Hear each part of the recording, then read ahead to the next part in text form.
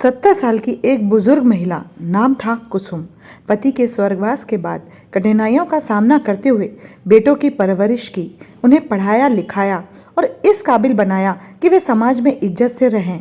बेटे भी माँ का आदर करते, लेकिन विवाह के बाद बहुओं और बच्चों में व्यस्त होने से उनका ध्यान माँ के प्रति कुछ कम हो गया था।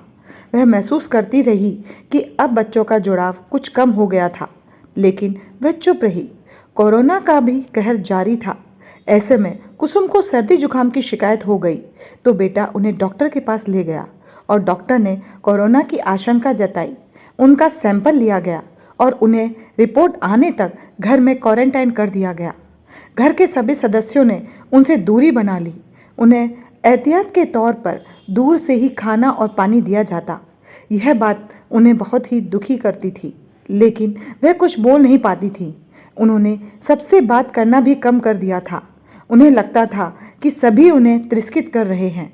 कुछ दिनों बाद उनकी रिपोर्ट आई जो नेगेटिव थी। दवाइयाँ देने के कारण सर्दी जुकाम भी ठीक हो गया था, लेकिन उनके मन में यह बात घर कर गई थी कि अब उसकी कद्र नहीं रही। वे अधिकांश चुप रहने लगी थी। बेटे और बहुओं ने उनके व्यवहार से समझ लिया था कि उनके मन को ठेस पहुंची है, लेकिन वे क्या कर सकते थे। आज उनका जन्मदिन है, लेकिन किसी ने उन्हें बधाई भी नहीं दी। वे दोपहर में कमरे में लेटी हुई थीं। अचानक उनके पोते राघव ने उन्हें उठाया। दादी, चलिए थोड़ी देर बाहर घूम कर आते हैं। मेरा मन नहीं है बेटा। दादी के इनकार करने पर भी वो नहीं माना।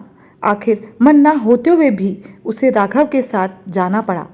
कुछ समय बाद जब वे लौटे तो घर का हुलिया ही बदला हुआ था। सारा घर रंग बिरंगी दीपमालाओं से सजा हुआ था। सेंटर टेबल पर बड़ा सा केक रखा हुआ था और उनकी हम उम्र पड़ोसनें बैठी हुई थी। हैप्पी बर्थडे मम्मा। बेटे बहुओं के एक साथ स्वर ने सारी शिकायतें दूर कर दी थी।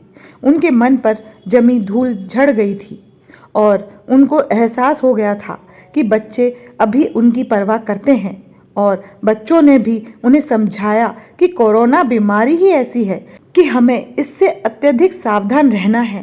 केक काटते हुए उनकी आंखों में खुशी के आंसू थे। आज उसे अपना अहमियत का एहसास हो गया था। बेटे बहुएं उनके करीब थे, किंतु वह स्वयं ही उनसे दूर हो जा रही थी। माँ, हम सबका वजूद आपसे ही है, कहते हुए सभी माँ के गले लग गए। सारी गलतफहमी दूर हो गई थी और अब वह पूरी तरह तनाव मुक्त हो गई थी।